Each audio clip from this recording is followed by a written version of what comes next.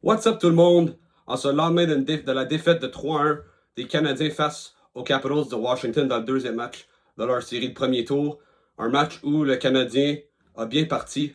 Une bonne première période, pas beaucoup d'action, mais ils ont quand même bien parti le match. Puis éventuellement, ça a payé en début de deuxième période avec un but de Christian Dvorak. Mais là, la chaîne a débarqué, comme on dit, est solide. Euh, Connor McMichael qui vole en arrière du filet de David Savard. Il est laissé tout seul. Struble qui couvre pas. Coupe dans l'enclave, un arrêt sur le premier lancer. Il prend un deuxième, puis ça frappe le patin de Savard et va au fond du filet. Alors, un but malchanceux pour le Canadien.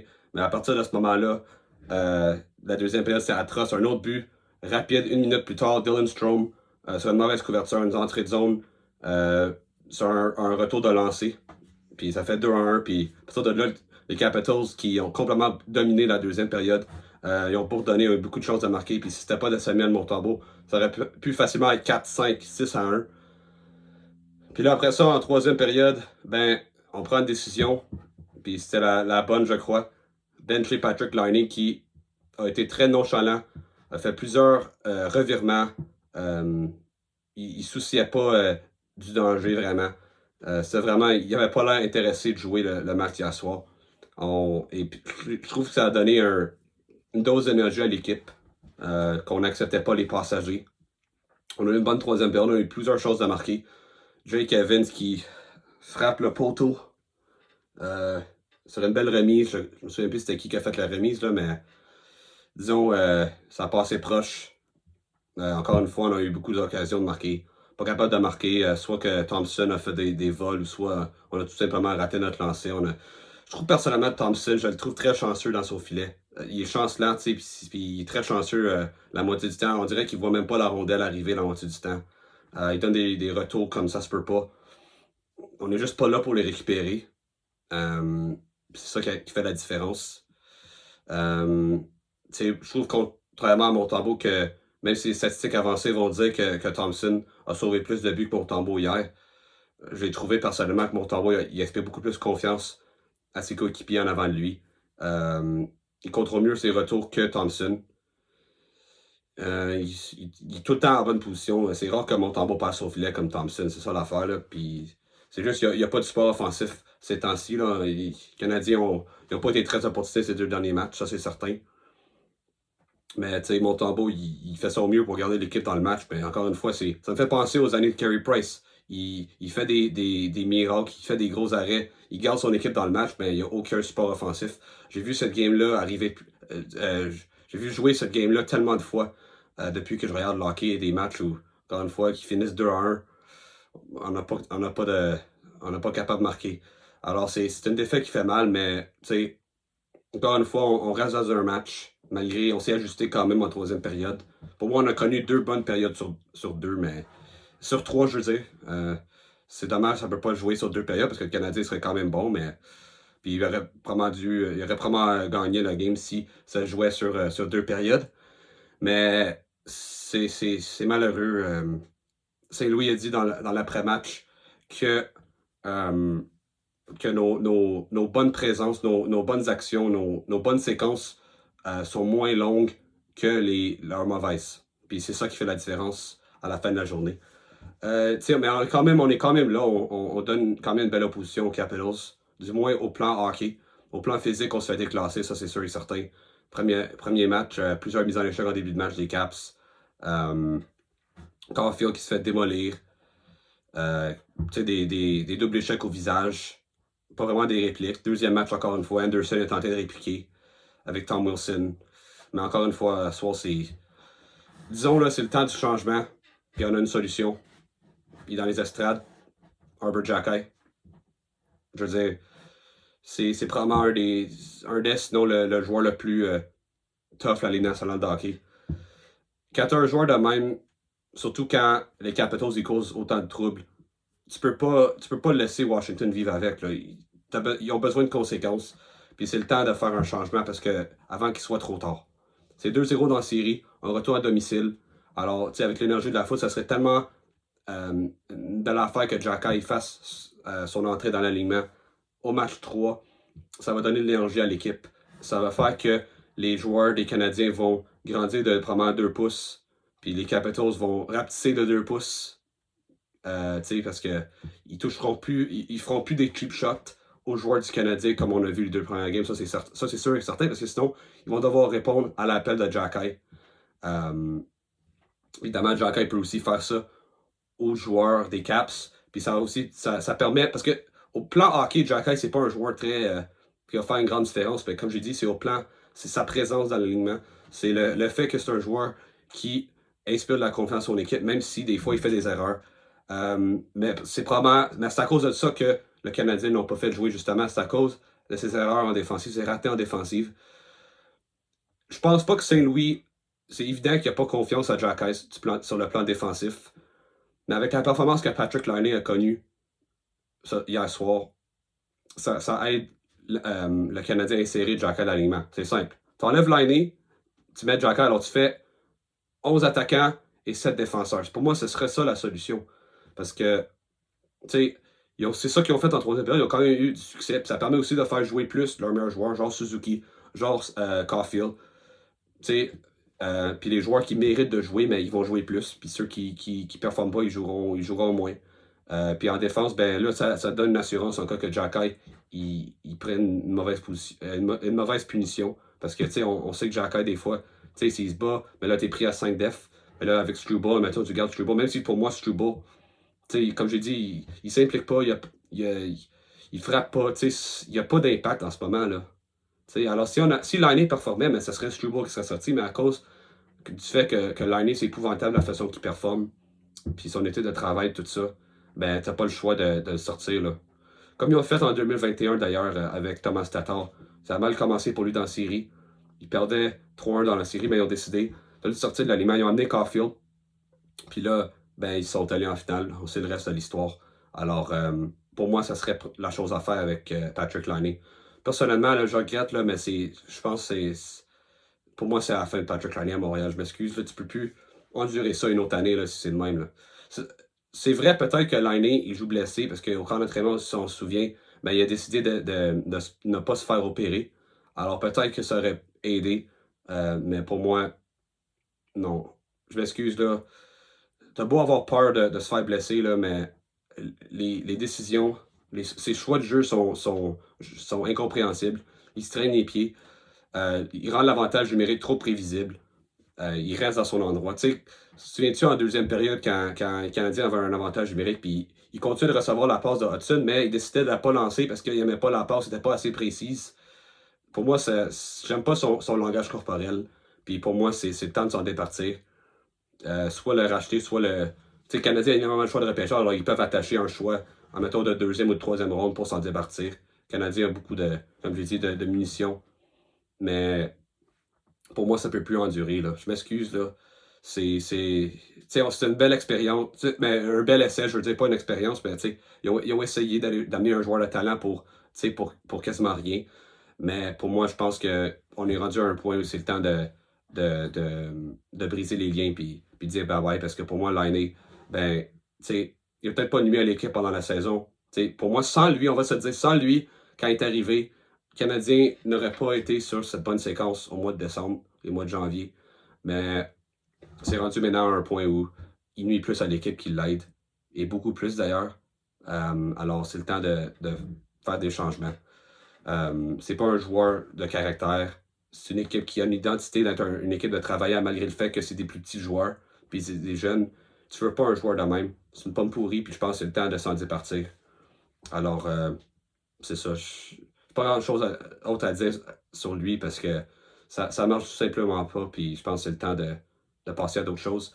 Mais pour moi, comme j'ai dit, Jacky, juste l'énergie de la foule, première fois qu'il joue à Montréal depuis, mais en série avec à pleine capacité, je pense, depuis 2017. Alors, amener un joueur comme Jacky, ça peut aider beaucoup. Ça peut, le Canadien, comme je dis, ils ont quand même bien joué dans l'ensemble dans les 2 premières games, à part genre 2 périodes. La première période dans le premier match, puis la deuxième dans le deuxième match. Mais, à part de ça, je dirais 4 périodes sur 6, ils ont quand même été compétitifs. Alors, puis je pense que les 2 troisièmes périodes qu'ils ont joué, ils ont dominé Washington dans les 2 matchs. Alors, pour moi, je pense que il manque pas grand-chose, mais un peu plus de confiance. Parce qu'en deuxième période, ça paraissait, il y avait peur d'aller dans les coins. Puis ça faisait que Washington bourdonnait de plus en plus, gardait possession de son offensive, parce que le Canadien avait peur de se faire frapper. Avec Jacky, tu sais, c'est pas une coïncidence que depuis que Goulet est revenu de sa blessure, puis qu'ils ont sorti Jacky de l'alignement, tu sais, sûr, Goulet, c'est pas lui le problème, bien sûr. Mais tu sais, depuis qu'ils ont sorti Jacky, ils ont décidé de garder Struble dans l'alignement. Puis au début, j'étais d'accord avec la décision parce que Struble jouait vraiment bien. Mais depuis honnêtement, les 4-5 derniers matchs de la saison, Struble, je trouvais très ordinaire. Puis dans les 2 premières games, encore une fois. Tu sais, depuis ce temps-là, ils se font brasser. Tu sais, il y avait la séquence de 6 victoires quand Goulet est revenu, mais vers la fin de cette séquence-là, Canadien, c'était plus la même équipe vraiment. Puis dans les derniers matchs, même affaire. Tu sais, je me souviens contre les Sénateurs, ils se sont fait brasser. Je pense que t'as pas le choix, là. C'est le temps c'est là ou jamais. C'est là ou jamais, puis t'as une belle opportunité, comme je dis, devant tes partisans qui vont avoir vraiment hâte de voir jouer cette équipe-là qui s'est vraiment donné toute la saison. Ça serait vraiment dommage de gâcher ça avec une autre game où ils se font dominer physiquement. Alors pour moi, Jaka, il mérite de jouer. Il a attendu longtemps, puis il amène un X-Factor qu'on n'a pas vraiment avec la robustesse. T'sais, Josh Anderson ne peut pas être le seul joueur qui provoque des choses sur le plan physique. Il faut un autre joueur. Puis pour moi, si on peur des erreurs défensives de Jaka, juste mets-le sur le 4e trio. C'est plus facile de faire bouger un défenseur à l'attaque que vice-versa. Alors pour moi, c'est sûr, peut-être que tu veux pas faire ça en série. Là. Au pire, comme j'ai dit, 7 défenses, 11 attaquants, puis on roule, puis on va de même parce que ça marche plus avec l'année, puis ça marche plus avec la robustesse. Il faut un élément qui va calmer le jeu. Le jeu, là. Tu sais, calmer l'agression des Capitals, puis t'as pas le choix.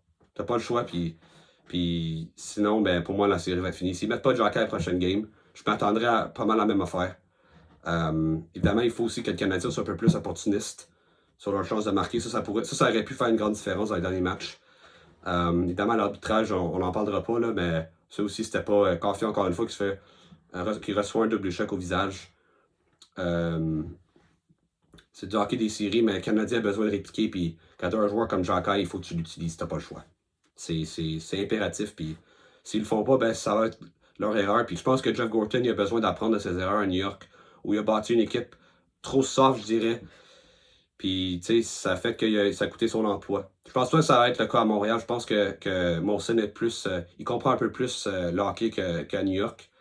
Tu sais, il va comprendre que l'équipe est jeune. Puis évidemment, il ne conduira pas son président des opérations hockey après une saison où ils ont fait les séries contre toute attente, évidemment. Mais c'est un message quand même aux dirigeants du Canadien qu'il faut encore se grossir, il faut encore ajouter des joueurs plus robustes pour permettre de bien entourer ces jeunes joueurs-là. Puis une autre affaire aussi, comme j'ai dit, l'année va être sortie de l'aliment, personnellement, c'est ça que je ferais. Alors, pour le powerplay, personnellement, j'espère que Demidov vont l'essayer. Ils l'ont pas mis à 6 contre 5 lors du dernier match, alors est-ce que ça va arriver? Mais pour moi, tu n'as pas le choix. Pour moi, le Demidov, là. Demidov, pour moi, j'ai trouvé qu'il s'améliorait au cours du match. Pour moi, c'est un joueur de talent, évidemment. Alors, un joueur de talent, ça a besoin de toucher la rondelle, avoir plus de touches possible. Malheureusement, ça n'a pas été vraiment le cas lors des 2 derniers matchs.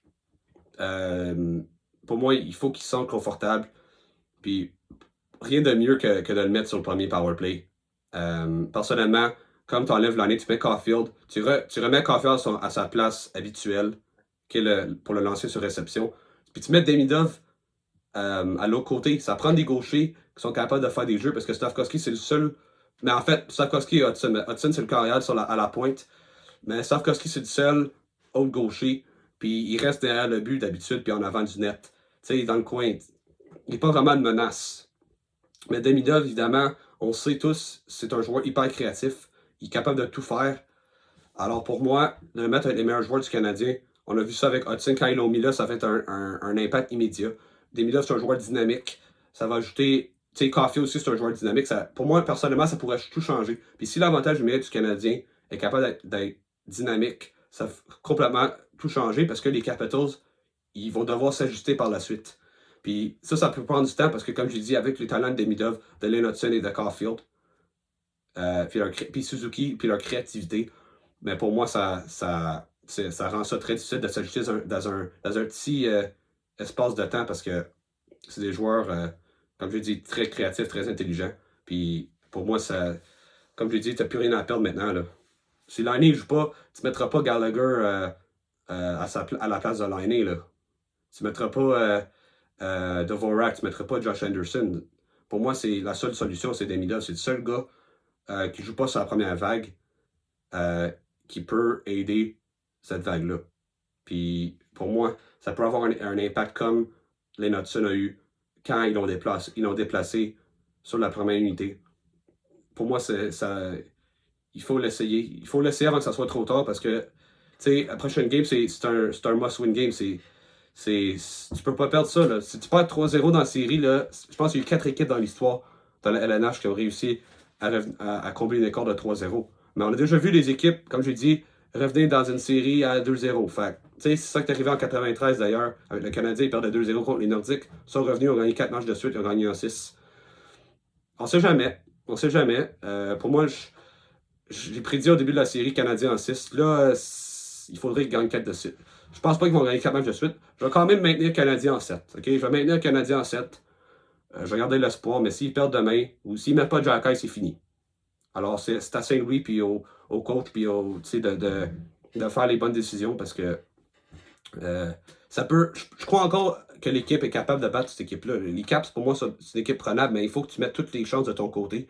Puis malheureusement, ils l'ont pas fait. Alors, tu sais, change l'avantage numérique, puis remettre Jack puis comme j'ai dit, je pense que tout va changer. Montembeault, il joue du excellent hockey. Le premier trio, ça a besoin un peu d'aide, mais ils n'ont pas vraiment de solution à l'interne. Mais comme je dis, avoir l'avantage de la glace pour les match-ups et aussi évidemment la foule qui est comme le 7e joueur. Alors, ça fait une grande différence. Puis on va espérer que ça fasse un changement parce qu'on a besoin vraiment de tout ce qu'on peut avoir, tout ce qu'on a besoin. On a besoin de toute l'aide qu'on peut avoir. Alors, on va espérer, on va rester positif, puis on va espérer que le Canadien puisse gagner et revenir dans la série parce que, mais, comme je dis, même si le Canadien perd la série, c'est quand même de l'expérience gagnée, mais tu veux au moins avoir une série qui dure au moins 5-6 matchs. Tu veux pas un balayage. Là. Tu veux quelque chose qui dure, tu veux jouer le plus de matchs possible, mais il faut aussi prendre les bonnes décisions pour pouvoir jouer ces matchs supplémentaires. D'ailleurs, si vous êtes curieux pourquoi je commence à pousser la balle, mais c'est simple, je regardais ça de même jusqu'à temps que le Canadien se fasse éliminer. Alors, ça pourrait durer une autre semaine. Le dimanche, c'est la dernière game. Mais c'est le match 4, là. Alors, s'ils perdent les 2 prochaines games, mais là, on sera éliminés. Mais ça pourrait encore durer quelques semaines, alors on verra, là. Personnellement, j'espère que j'aurai pas l'air de Brent Burns, là, mais c'est ça le prix à payer que le Canadien gagne, mais je serais bien correct à faire ça, bien sûr. Puis, je vais probablement raser la barbe sur la vidéo là, quand le Canadien va être éliminé. Alors, restez là pour voir ça. Alors, ça m'a fait la vidéo. Merci d'avoir regardé. N'oubliez pas de liker et de vous abonner. Dites-moi, est-ce que vous croyez encore que le Canadien puisse revenir dans la série? Est-ce que vous croyez que c'est terminé? Quel changement feriez-vous pour le prochain match? Est-ce que vous toucherez à rien? Est-ce que vous voulez Jacka? Est-ce que vous voulez garder la ligne à l'alignement? Dites-moi dans les commentaires et on se voit la prochaine. Go Habs, go!